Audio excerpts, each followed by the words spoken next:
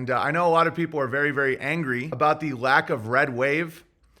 I didn't make a prediction either way. I just don't really care because, when you're like, look at Fetterman, which is basically Frankenstein's monster. Fetterman go smash. Paul from Pockets of the Future has been doing some hilarious Fetterman jokes. And Dr. Oz, a foreigner who sells vaccines, who got famous from aggressive Satanist Oprah Winfrey. I'm not going to choose that. And this one guy got really upset at me today. I didn't even ban him because I do have sympathy for people that are currently very upset about politics because they're still in the left-right paradigm. They don't understand the bigger issues. And I posted this. Qatar World Cup ambassador, homosexuality is damage in the mind. And I said, hey, I'll vote for this guy. Let's see what I wrote. Just because I usually write some. Oh, I didn't post it. Basically, I said, I'd vote for this guy. And some guy got really upset. And he said, since you didn't vote, I wish you would just shut up since you don't have an opinion anymore. And I wrote, if you don't choose between Coke or Pepsi, you have no opinion on food or drinks or health anymore. And he said, nice gaslighting. But you missed my point. If you aren't willing to get involved and fix it, then you don't have a right to complain about it. And I've told this to everyone that won't vote. If you don't vote, shut up for the next 2 years. It's actually the exact opposite. If you voted, shut up for the next 2 years. You consented to the system. You consented to the game, the right, left, the red, blue. And what did I write for this? I said, George is guzzling water. And you can do what you want. Just, I'll tell you what I think. So I wrote, quote unquote, if you don't buy a lottery ticket, don't talk to me about money problems. Dude, George is crushing water right now. All the people complaining that voting is rigged just voted again and got sad when it was revealed it's probably rigged.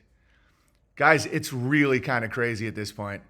Then they went back to blaming half the U.S. population for the Federal Reserve's agenda. That's why the red team, blue team, red blood, blue blood thing is so insidious, is because it's like, oh, it's the Democrats why this is all happening. No, it's the Republicans why this is all happening. No, it's that you've been in a 100-year Ponzi scheme that's winding down. All right, so I said, these wizards have convinced grown men that, quote unquote, doing something is pressing a rigged bottom button and giving consent to either Frankenstein's monster or a vaccine salesman. Guys, have some dignity. All right, live stream today. Let's talk actual solutions outside of what you just witnessed. The inconvenient truth is you're inside the end of a Ponzi scheme that started over 100 years ago, and the red-blue teams are both trying as hard as they can to keep the illusion so you can keep your sugar and your pornography. I didn't ban this guy. When he sobers up, I hope he sees the reality of how he sounds. All right. So that's okay, because I realized it didn't matter because the Republicans and the Democrats are both fighting over who's going to be better friends with Israel and who's going to give more money to Ukraine. The social issues is the only thing that would ever pull me towards red team, blue team, but in the reality, they don't actually do it. They don't actually ever do that. And I believe that Roe v. Wade was overturned just to energize Democrats so that they would go out and vote because now their reproductive rights are on the table. I just think it's all about consent. When you hit that button, you consent. You consent to the show, and that's okay. I'm not off grid. I wouldn't mind a few more years of a nice, great system chugging along.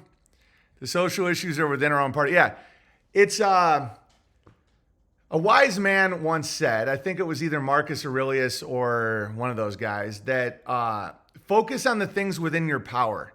If you focus on things outside your power, you're actually giving up your power. On Vox's post, the Georgia Senate graph is just like the 2020 election, honk, honk.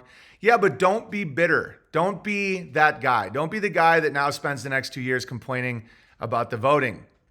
Focus on what's in your power. Like I was doing an Instagram stream last night, and someone talked about how cities have collapsed because of Democrats being elected. And no, it's the nature of cities themselves. Cities are dependent, and they're always going to have liberal Democrat policies because of the nature of cities. I couldn't think of a single city over 4 million people that doesn't function exactly the same. The one city in America that's large that I always thought was put together well is Fort Worth, Texas. But in general, every city after a certain point follows the Mouse Utopia experiment. And we're going to talk about that. It doesn't matter. What matters is compound interest rates. Yeah, Fort Worth I always thought was a clean city. It didn't, but it's only 1 million people though. All right, real quick, let me read this. Kyneton said, I see a lot of upset posts here on Gab, but don't worry, guys. Parentheses, parentheses, parentheses. Lucy will hold the football for you again in 2 years. Parentheses, parentheses. They swear you'll be able to kick it this time. No, really. Yeah, but you have to understand, even if the Republicans won, it wouldn't have mattered.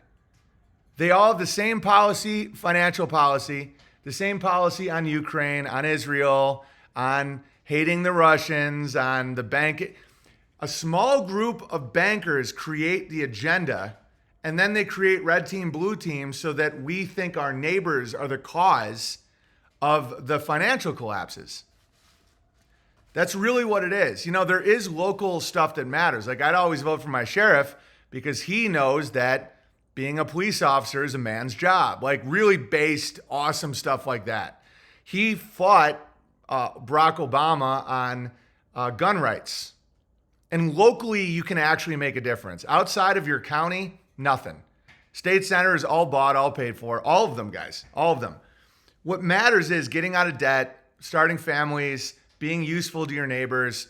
If you like, supporting the Bertaria campgrounds was infinitely more productive than voting. You know, even just the statistics about it. If you have 100 million, that's a lottery ticket. It's nothing. It's just consent. And if you think they're cheating, why would you play? Like, would you play in a game? Like yesterday, me and my friends played a game of pickleball. If there was a ref that I knew was going to cheat, would I still play? No, I wouldn't play.